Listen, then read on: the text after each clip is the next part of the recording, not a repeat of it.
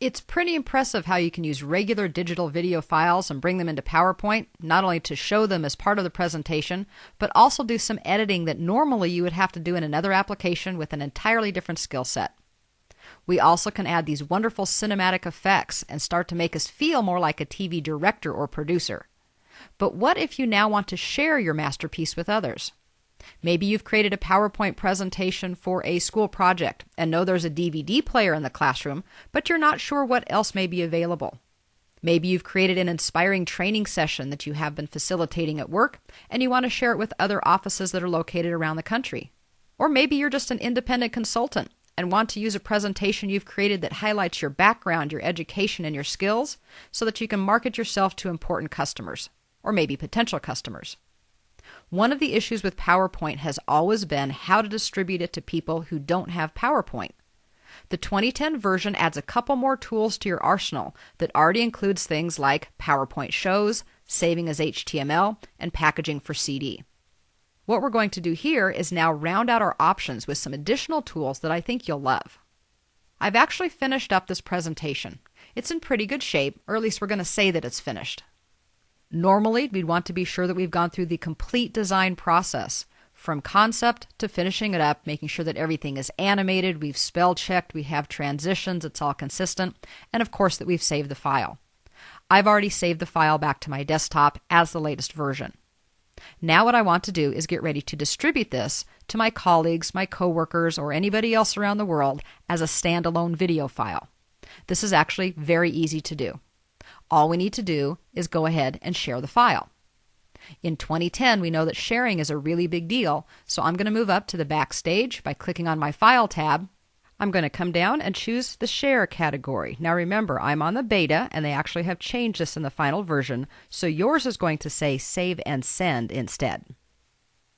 And among all the things that we're used to seeing, like send it using email or even saving it to SharePoint, we also see something now that says, go ahead and create a video. It's down near the bottom. There's a little bit of information here that's really kind of important. It's going to be full fidelity video that can be distributed on disk, on the web, or via email. It's going to include everything that you have in your presentation, including timings, narrations, and all of those things if you have them. It also includes all slides that are not hidden in the slideshow, so make sure that you're aware of that. And it's going to preserve all of your animations and your transitions and any media, including audio and video. So it really is the complete package. The time it's going to take to create this is going to vary, of course, depending on the complexity of your presentation. If you have a lot of high-quality images and video, of course, that's going to take longer than something that's only a few slides and text-based. But what are your options? Well, first of all, you need to determine how you're going to be distributing or using this. You can do it in computer or HD displays. You can do it for internet and DVD. Or you can even save it for portable devices, which of course is going to be minimized and much smaller. In this case, 320 by 240 is going to be our resolution. I'll go ahead and leave it at a computer or HD display. If I had timings and narrations, then I could choose whether I wanted to use those or not. If I don't have any timings, I have to select a standard duration for each of my slides. Remember, this is being converted to a movie or a video file. It will not have the functionality of a PowerPoint presentation as far as navigation is concerned, where I can click or press a keyboard shortcut to move to the next slide. So I either have to include timings as part of the design, or I have to designate a standard slide duration. The next step would be to simply click the button that says Create the Video. I'm not going to do this because even with a fairly short presentation, it takes quite a bit of time, and honestly all you would do is sit there and watch a progress bar. But when it's finished, it will come up and tell you that it's finished, and wherever you choose to save it, you will now have access to a complete standalone version of your PowerPoint presentation as an independent video file. Sometimes we don't necessarily want to distribute a presentation as a standalone product though. Often we just want to be able to use the presentation for delivery by using some of the distance technologies that we have today. For example, if I'm in sales, I might be on a sales call with a potential client. We're talking about different things that my company offers, and it becomes obvious to me that I need to share some specifics about a particular topic, line of service, or maybe just provide some ad hoc education about a topic that we're discussing. While I could continue to talk over the phone, I know that I can also make more impact and better communicate what I'm trying to do if I could use some visuals. What we can do now in this situation is tell our customers to check their email in a few seconds. I can send an internet link, and when they receive it, they can instantly have access to the presentation via a browser. And I'm simply showing it from my desktop, just like I would if I was sitting at my desk with somebody sitting beside me. Isn't that a wonderful opportunity? Well, it's available, and it's called the Broadcast Presentation feature. I just want to let you see how we set it up and how the whole thing works. We're actually not going to move too far away from where we are right now in the Backstage view. If we look a little bit higher in our sharing options, though, above Create Video, changing the file type, and all of those, right about the middle is where you see Broadcast Slideshow. When I give that a click, over on the right, I can go ahead and again see what's required, or in this case, not required. No setup. PowerPoint's going to create a link that I can share, and anyone using the link can watch the show at any time during the broadcast. I don't have to schedule it and do things as separate steps. I'll go ahead and click Broadcast Slideshow.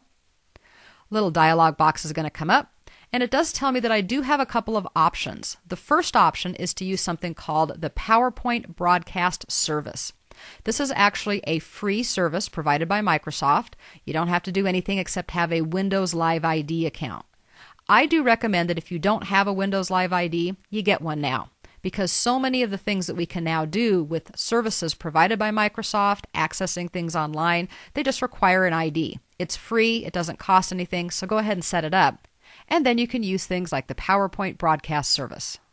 You also have the option to use a broadcast service that's hosted by your own intranet. A lot of companies have those, especially if they're larger companies, but many don't. So I would go ahead and use the free service. Then all I have to do is click Start the Broadcast. It's going to ask you to log in, whether it's the local service through your own company or through your Windows Live ID. So I'll go ahead and put in my credentials here.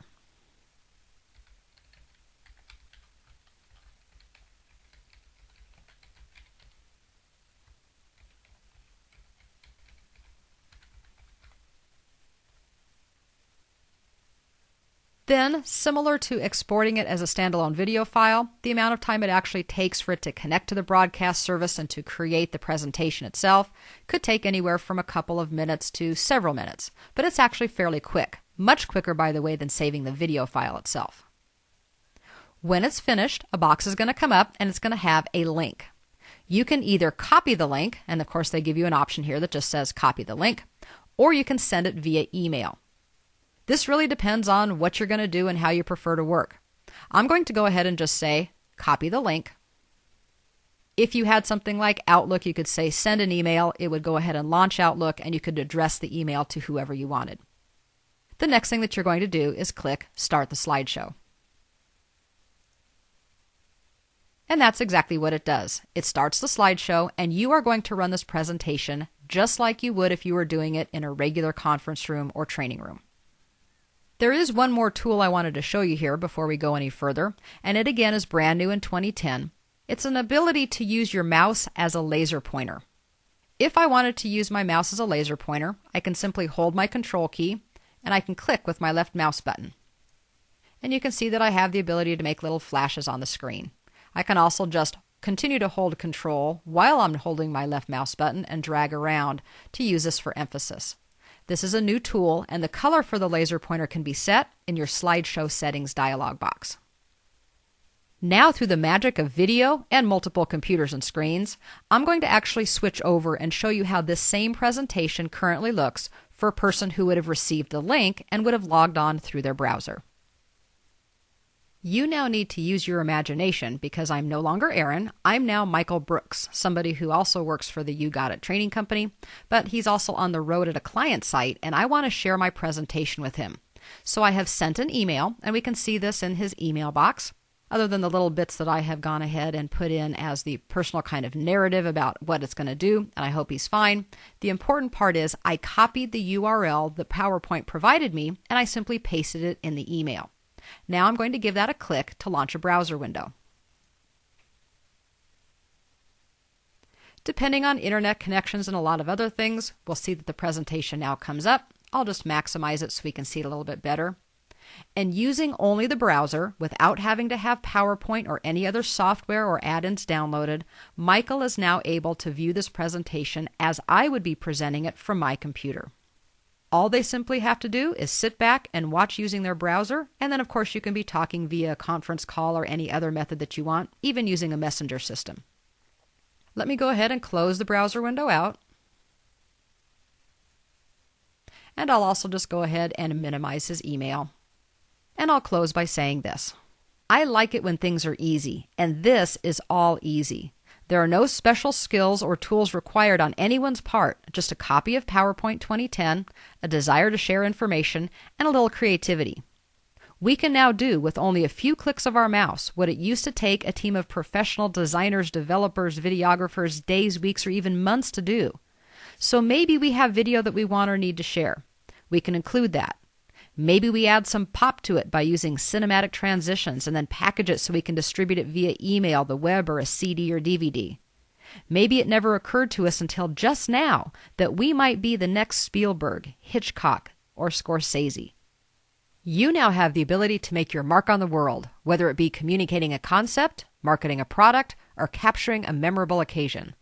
Once you've captured your vision in PowerPoint, you can share it with your coworkers, your potential customers, your teachers, your loved ones, or even the public masses. But who knows? Maybe when you get your Oscar, you can be sure to thank PowerPoint 2010 and me in your acceptance speech. I wouldn't be completely opposed to that.